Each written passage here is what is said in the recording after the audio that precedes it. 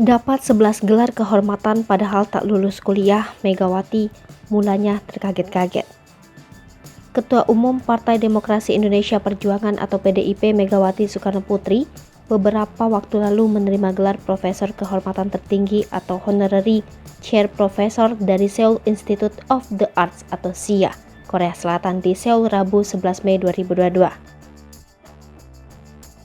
Dalam kesempatan itu, Presiden SIA Nam Sik-lee mengatakan gelar itu diberikan dengan mempertimbangkan Megawati telah menjadi pemimpin yang berani dalam membentuk politik dan negara Indonesia.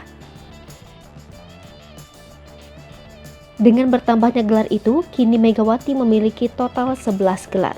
Mendapatkan gelar sebanyak itu, Megawati mulanya mengaku kaget. Apalagi Megawati bukanlah seorang wanita yang berhasil menamatkan studinya di bangku kuliah. Saat dirinya dianugerahi gelar, ia pun selalu menanyakan apa alasan dibalik itu semua. Jawaban yang diberikan oleh para pemberi gelar pun tak berbeda jauh dengan yang dikatakan oleh Presiden SIA Nam Sik-lee saat memberikannya gelar baru beberapa waktu lalu. Atas dasar itulah ia pun kembali teringat akan perkataan sang ayah yang juga Presiden pertama Republik Indonesia, Soekarno. Jika ilmu pengetahuan tak hanya didapatkan di pendidikan formal saja.